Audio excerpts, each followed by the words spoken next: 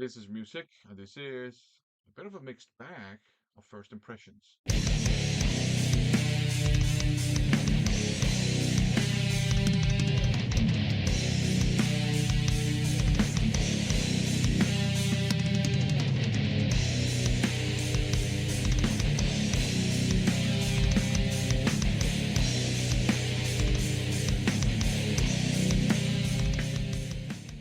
Welcome to another first impressions video. In these videos, I share with you my first impressions of the many blind buys I've picked up lately. This time we have a good handful of CDs, more than a handful actually.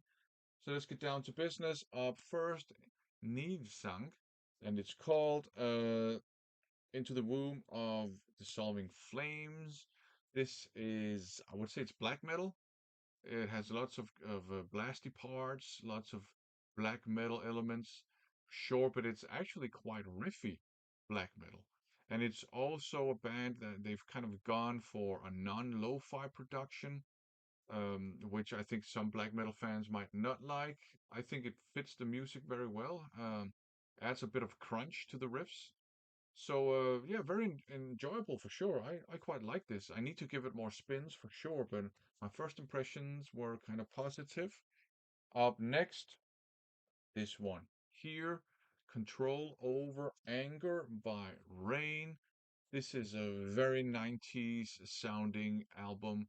This sounds a lot like a thrash metal band, maybe a former thrash metal band trying to navigate the strange metal scene of the 90s. It's somewhere in between groove metal and thrash metal. Um, you got some pretty good crunchy riffs on here. Most of this is kind of mid-paced stuff with just crunchy and groovy riffs, which I actually quite enjoy. But I mean, it's far from a masterpiece, but it's still pretty enjoyable. 90s kind of groove thrash metal. And now we have this one here, Rebirth of Skull by Riverge, Japanese thrash metal, complete with an obi strip here. This is a very short album. It's like half an hour um, of really fast, straightforward, no nonsense thrash metal. Very, very, very much inspired by, you know, Slayer, basically. Uh, My favorite track is Hungry Child because it's a little bit different from the others. The vocalist sounds a little bit more like an angry hardcore vocalist. And this is actually great. I enjoyed listening to this. Just fast, furious, Slayer-esque thrash metal, no nonsense, half an hour, punching you in the face, leaving you bleeding on the floor afterwards. Uh, I like this. Very good stuff, very enjoyable, straight up thrash metal. They're not reinventing anything or whatever. But very enjoyable. Up next, Slash here. Um, Kind of a hard rock album with an assortment of different vocalists exploring different types of hard rock. There's even at least a couple of songs that are a little bit more metal on here.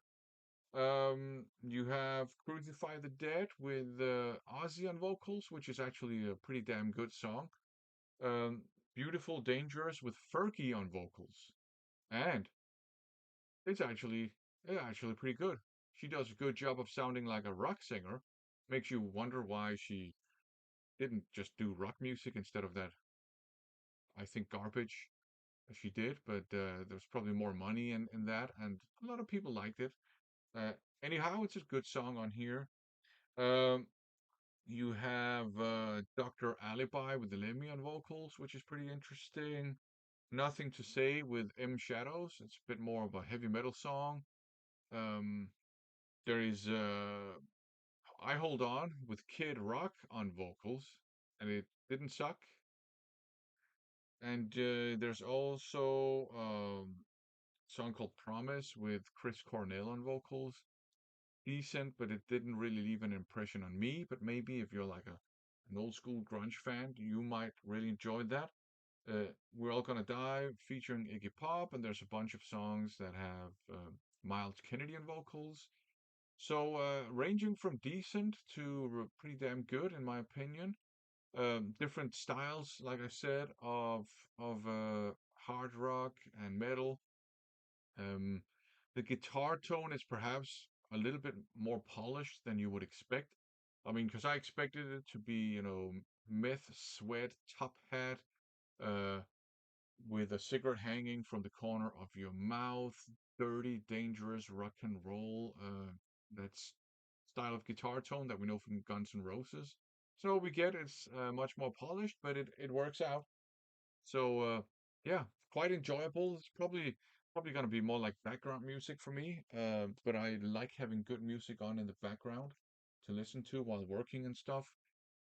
Here we have this one. It all ends today by Stigmatheist. I believe it's a Dutch band.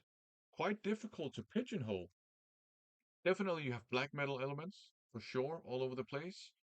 The vocals are more like um, 2000s modern metal, harsh vocals.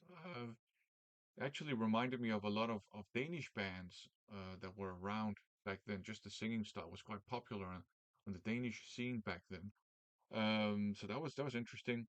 But you also have like some a lot of death metal elements all over the place, and then there's heavy use of keyboards, which adds decidedly dominant gothic metal edge to it all as well. It all works very well for me. It all kind of melds together perfectly, I think, for me, but maybe maybe a lot of purists will not enjoy it, but I quite liked that kind of mix of black metal evil and gothic metal kind of darkness and sadness, and it also adds a little bit of just epicness to the whole thing.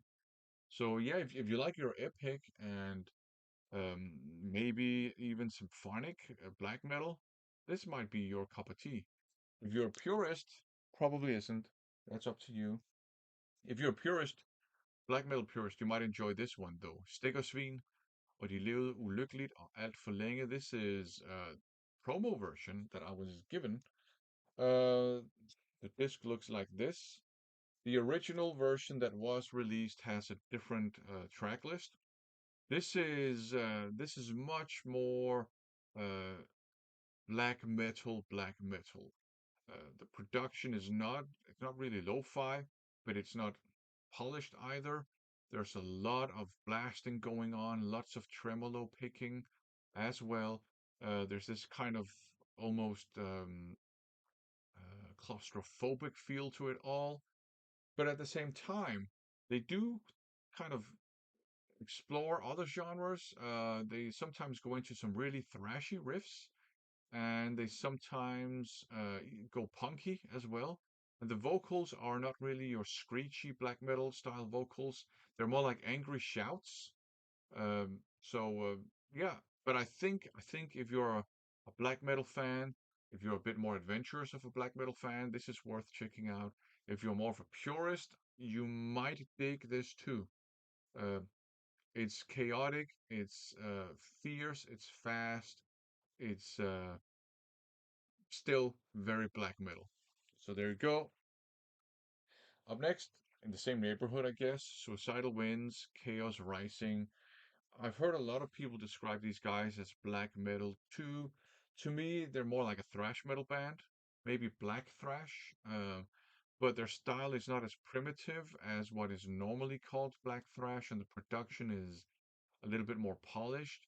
To me, they have more in common with early Teutonic thrash metal, but they're even compared to that, there's a little bit more stuff going on here. Um, I think it's great though. I really enjoyed this, and it's not too long either. So another kind of like punch in the face thrash metal release. Really good stuff. Up next, we have this one here, Deeper Vision by Suicidity.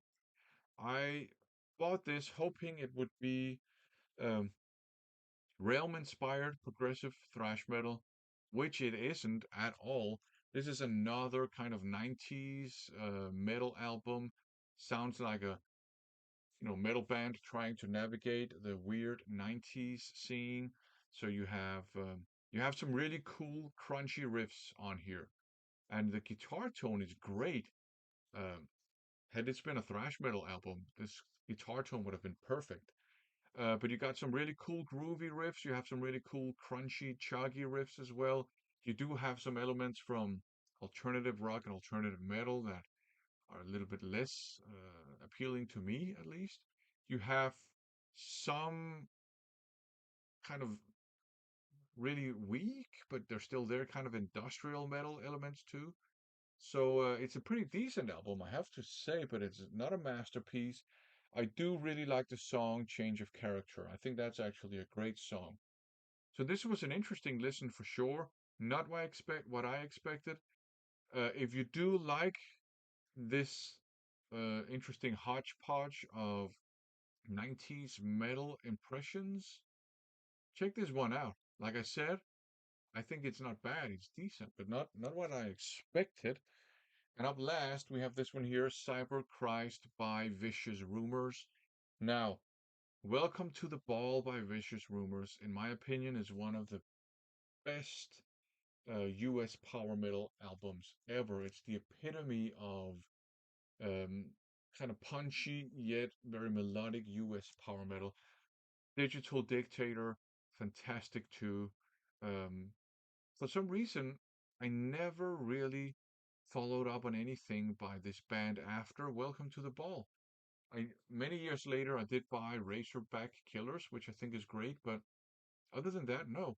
So I bought this one dirt cheap on uh, Discogs because I figured, you know what, I want to check out what Vicious Rumors sounded like.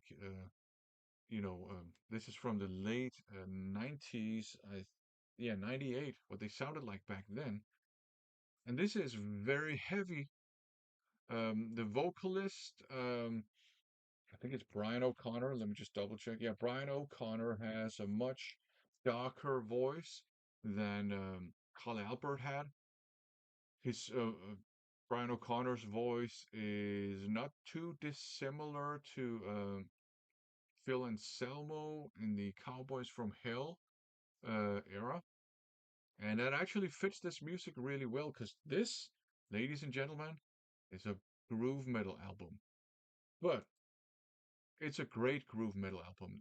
This is one of those bands, like a lot of metal bands back in the 90s, like hard rock bands, glam metal bands, thrash metal bands, even a lot of death metal bands and straight up traditional heavy metal bands.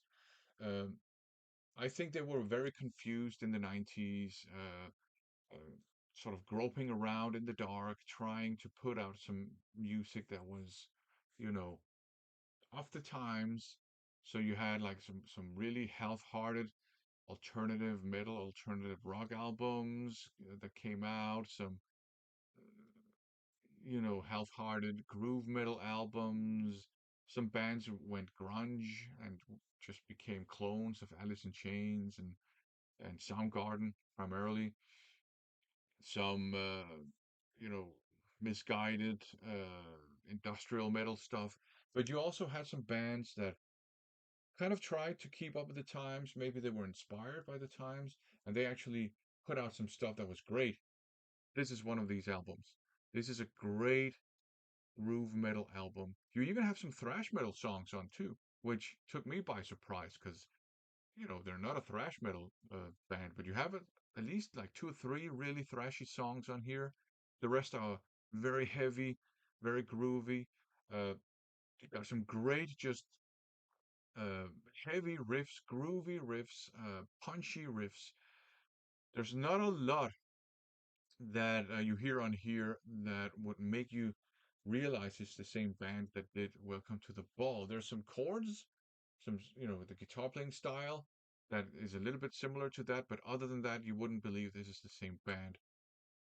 Now, this is an example of a band that did a very good job of adjusting to the weird 90s metal scene. Great release, if I have to say so, which I don't have to say so, but I just did. So what you gonna do about that? Anyways, thanks for watching.